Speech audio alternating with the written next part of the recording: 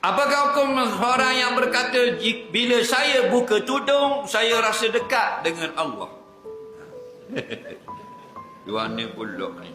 Ada seorang hamba Allah sebut begitu. Apakah hukum dia, Ustaz? Ini orang jahil. Kerana kita dekat dengan Allah dengan taat kepada perintah Allah. Kita jauh daripada Allah dengan tidak taat pada perintah Allah. Jadi siapa yang berasa dekat dengan Allah, maka Allah jadikan orang itu taat pada perintah. Dan tidak boleh orang yang derhaka makin dekat kepada Allah. Apa pada empat tudung ini? Apa perintah Allah?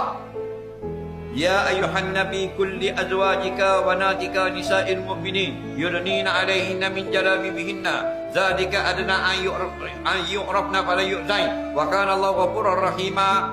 Wahai nabi, wajib suruh bini-binimu, wajib suruh anak-anak perempuanmu, wajib suruh perempuan-perempuan yang beriman supaya mereka meletakkan, memakai atas kepala mereka jilbab-jilbab yang menutup kepala, rambut, tekak, leher dan belahan dada daripada lihat.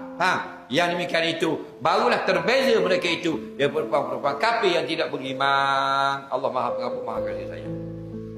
Jadi Allah suruh yudnina alaihinna min jalabibihinna, hendaklah mereka perempuan pakai jilbab, pakai tudung. Dia ni pula buang jilbab, buang tudung, jadi dekat dengan Allah. Salah.